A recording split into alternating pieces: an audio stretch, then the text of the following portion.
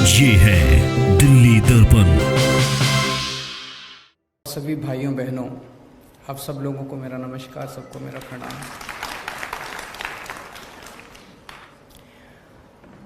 आज IP university का ये ईस्ट कैंपस देश को समर्पित किया जा रहा है। अभी हम सब लोगों ने इस कैंपस को घूम के देखा। इतनी शानदार फैसिलिटीज़, इतना खूबसूरत कैंपस। ये कहना गलत नहीं होगा कि आर्किटेक्चरल पॉइंट ऑफ व्यू से और फैसिलिटीज़ के पॉइंट ऑफ व्यू से perhaps this can be counted as one of the best campuses in the country.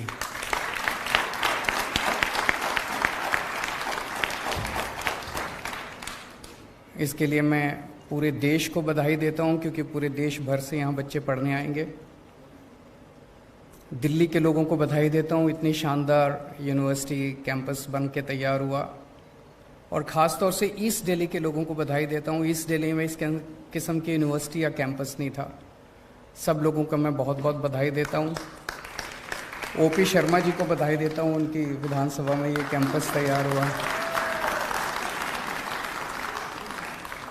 इस तरह की यूनिवर्सिटी जब बनती है, यहाँ पे 2500 बच्चे पढ़ेंगे लगभग, इसकी कैपेसिटी 2500 बच्चे होंगे। इस तरह की जब यूनिवर्सिटी बनती है तो आसपास की अर्थव्यवस्था को भी बहुत ज़्यादा फ़ायदा होता है।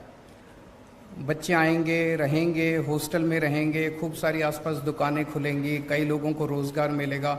इसका जो कास्केडिंग इफेक्ट है वो बहुत ज़्यादा होता है। तो इस पर्टिकुलर विधानसभा को अर्थव्यवस्था के पॉइंट ऑफ व्यू से बहुत ज़्यादा फ़ायदा होगा। जैसे अभी मेरी कुलीग आतिशी जी ने बताया कि दिल्ली में शिक्षा के क्षेत्र में पिछले 7-8 सालों में काफ़ी ज़्यादा बदलाव आए हैं। एक तरह से पहले हमारे देश के अंदर एक तरह से 2 किस्म का शिक्षा व्यवस्था है। एक सरकारी स्कूल होते हैं, एक प्राइवेट स्कूल होते हैं। अगर आपके पास पैसा है तो आप अपने बच्चे को प्राइवेट में भेजते हो। अगर आपके पास पैसा नहीं है, गरीब हो, रिक्शा वाले हो, मजदूर हो, तो आप अपने बच्चे को मजबूरी में सरकारी स्कूलों में भेजा करते थे। सरकारी स्कूलों में पढ़ाई बहुत ख़राब होती थी। लेकिन पिछले 7-8 साल में सरकारी स्कूलों में बहुत बड़ा बदलाव आया है, जो नतीजों से भी दिखाई देता है और इंफ्रास्ट्रक्चर से भी दिखाई देता है।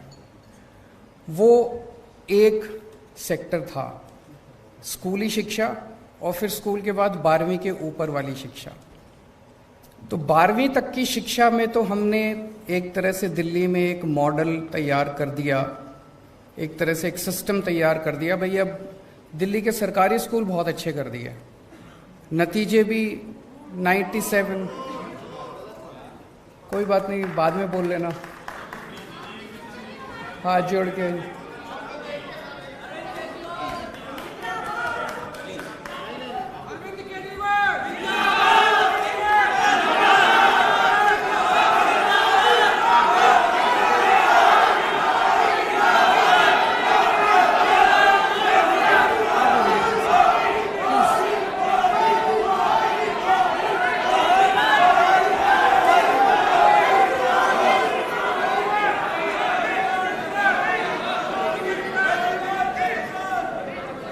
काश अगर इन नारों से शिक्षा व्यवस्था अच्छी हो सकती तो बहुत 70 साल में हो गई होती। मेरी आप लोगों से हाथ जोड़ के निवेदन है, इस पार्टी वालों से भी और इस पार्टी वालों से भी, दोनों पार्टी वालों से निवेदन है, मेरी 5 मिनट बात सुन लो।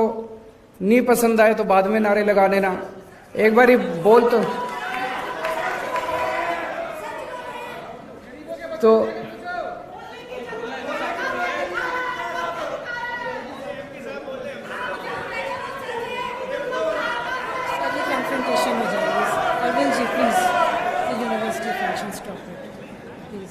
इसको अगर आप इजाजत दें मैं 5 मिनट बोल लेता हूं, और 5 मिनट में अगर आपको मेरी बात अच्छी नहीं लगे तो मेरी बात छोड़ जाना।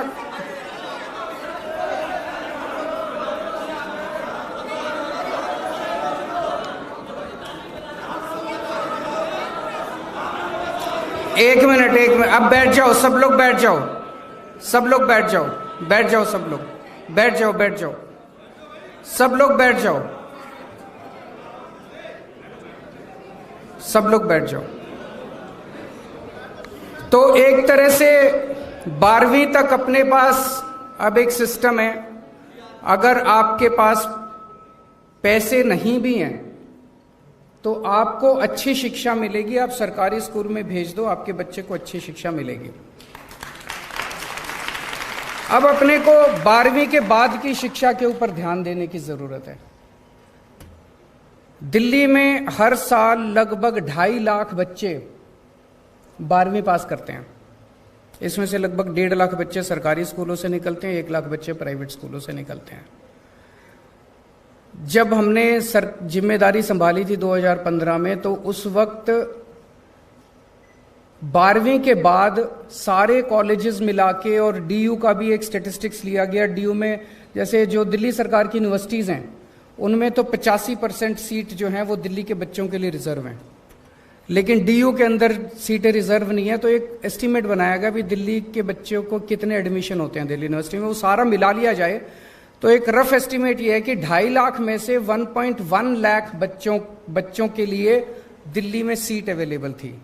तो एक तरह से 1.4 लाख बच्चों का डेफिसिट था। पिछले 7-8 साल के बाद अंदर ये 1.1 लाख से हम इसको 1.5 लाख तक ले जा पाए हैं। आज 1.5 लाख बच्चों के लिए 12वीं के बाद सीट अवेलेबल है। अभी भी 1 लाख का डेफिसिट है, हमें अभी 1 लाख और बच्चों के लिए सीट्स क्रिएट करने की जरूरत है। लेकिन सबसे बड़ी इशू उठता है, और वो ये है कि पढ़ने लिख के बाद भी अगर नौकरी नहीं मिले तो फिर एक मन में प्रश्न तो उठता है कि क्या शिक्षा सार्थक थी जो हमने पढ़ाई लिखाई की, अपर एजुकेशन। आज सबसे इंपॉर्टेंट चीज एक युवा के सामने यही है, jobs jobs jobs and jobs. अगर जॉब्स नहीं मिलेंगे, पढ़े लिखे हाथ में डिग्री लेके घूमने से कोई फायदा नहीं है। और ये सारा सिस्टम 1830 ईस्वी में मैकॉले ने बनाया था।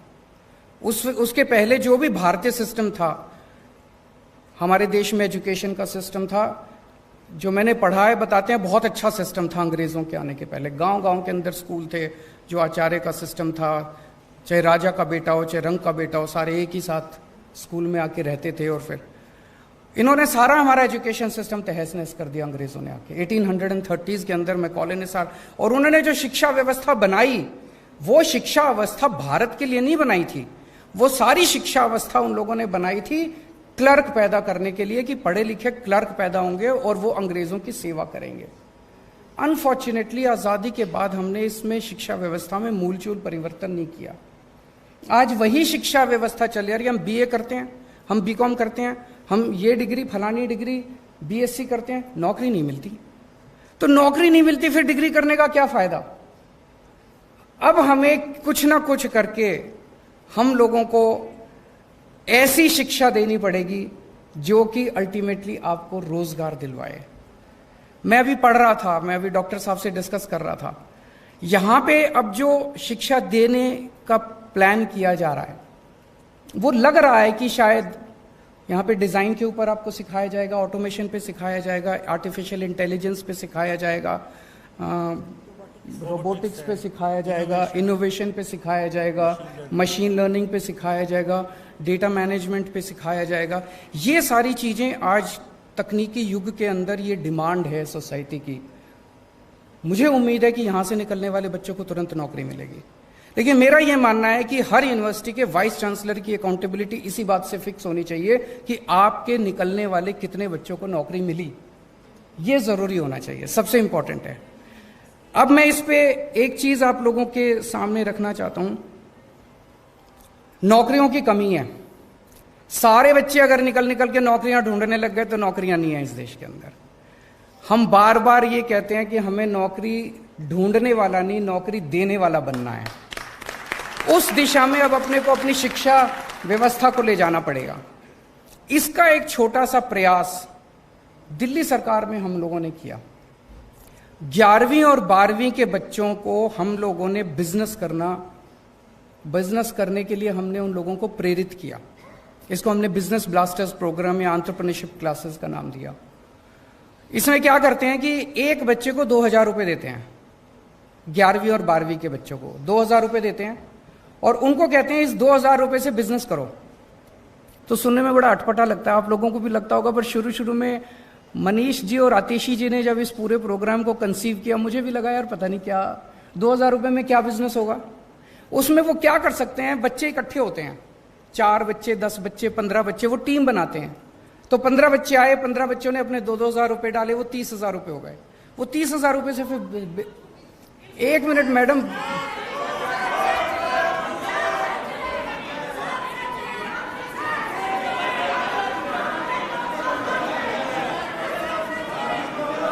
अगर ऐसे डिस्टर्ब करेंगे तो हम बात ही नहीं कर सकते फिर।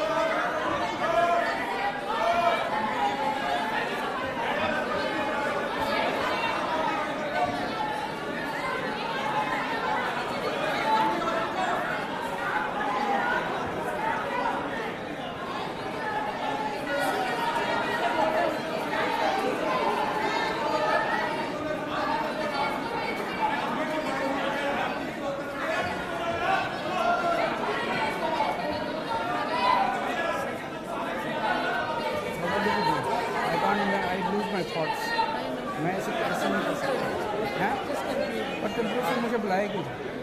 अगर मुझे कंक्लूड ही करना, सुनना ही नहीं है तो मुझे बुलाएगी इसलिए। आप तो चुप करा सकते हैं, आपकी सुनेंगे, इधर वाले की सुनेंगे। नहीं, ये तो तभी उठ रहे हैं जब वो उठ रहे हैं।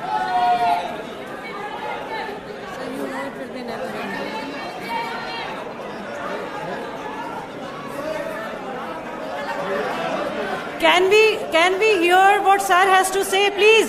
Can we hear what sir has to say? Please stop.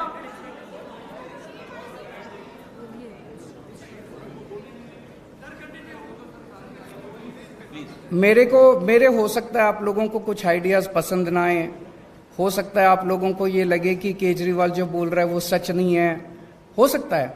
मेरी आपसे हाथ जोड़ के विनती है, 5 मिनट मुझे कंप्लीट कर लेने दीजिए, है ना। उसके बाद आपने जो टिप्पणी करनी है टिप्पणी कर लीजिएगा, लेकिन किसी वक्ता को इस तरह से बीच में बार बार टीका टिप्पणी करना मुझे लगता है अच्छी बात नहीं है। तो आप लोगों से हाथ जोड़ के विनती है, इस देश के अंदर जनतंत्र है, बोलने का अधिकार तो सबको है। मैं किसी को गाली गलौच नहीं कर रहा, मैं अच्छी बातें कर रहा हूं। पसंद आए तो ठीक है, नहीं पसंद आए तो ना सही। 1 मिनट, नहीं 1 मिनट, बस। सो मैं ये कह रहा था कि 2-2 हजार रुपए देते हैं, तो उसमें मान लो 10 बच्चे इकट्ठे हुए 20,000 रुपए हो गए, 15 बच्चे इकट्ठे हुए 30,000 रुपए हो गए। उनको वो एक साथ डालते हैं और उसमें फिर वो सारे बच्चे मिलके कोई बिजनेस आइडिया ढूंढते हैं और उस बिजनेस आइडिया के बेसिस पे फिर वो कोई प्रोडक्ट बनाते हैं। प्रोडक्ट बना के फिर वो फेसबुक पे, व्हाट्सएप पे अपनी मार्केटिंग करते हैं। इतने सारे एग्जाम्पल्स अब इकट्ठे हो गए। इन 3 लाख बच्चों ने, 1.5 लाख बच्चे 11वीं के और 1.5 लाख बच्चे 12वीं के, इन लोगों ने मिलके 52,000 टीम्स बनाई हैं और हर टीम का एक आइडिया है। किसी ने कोई कॉफी बनाई है, किसी ने कोई ताला बनाया है, किसी ने कुछ बनाया, किसी ने सॉफ्टवेयर बनाया, किसी ने गेमिंग ऐप बनाया है, किसी ने कुछ, कई सारी चीजें बच्चों ने बनाई है। उनसे जब हम डिस्कस करते हैं, उनका पूरा जो माइंडसेट है वो चेंज होता जा रहा है। वो सोचते जो हैं, वो ये सोचते हैं मैं क्या बिजनेस करूंगा, फिर कैसे करूंगा, फिर मार्केटिंग कैसे करूंगा, मैं फिर फाइनेंस कहां से लाऊंगा। पूरा उनका माइंडसेट चेंज होता जा रहा है। मेरा अपना ये मानना है कि अगर हम ये बिजनेस ब्लास्टर्स या एंटरप्रेन्योरशिप क्लासेस अगर कॉलेजेस के अंदर शुरू कर दें, मान लीजिए प्री फाइनल ईयर, सेमीफाइनल 1 साल पहले से 2 साल के लिए अगर हम इसको कर दें, तो जो पास आउट होने वाले बच्चे हैं, वो पास आउट होने वाले, जैसे अभी हम एक लैब में लेके गए, वहां पे कुछ गणेश जी एक प्रोडक्ट दिखाया। Now there is absolutely no reason कि इस तरह के प्रोडक्ट्स की मार्केटिंग और इस तरह के बिजनेस आइडियाज, इसको एक बिजनेस आइडिया के रूप में क्यों नहीं सोचा जा सकता।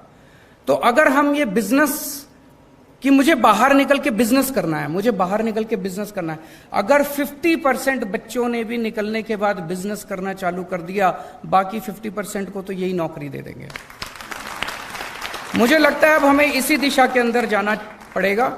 और एक मैं ये आतिशी जी से भी और डॉक्टर वर्मा से भी ये निवेदन करना चाहूँगा कि इस दिशा के अंदर सोचना चालू करें कि कॉलेजेस के बच्चों को भी हम एंटरप्रेन्योरशिप क्लासेस की तरफ लेके जाएं।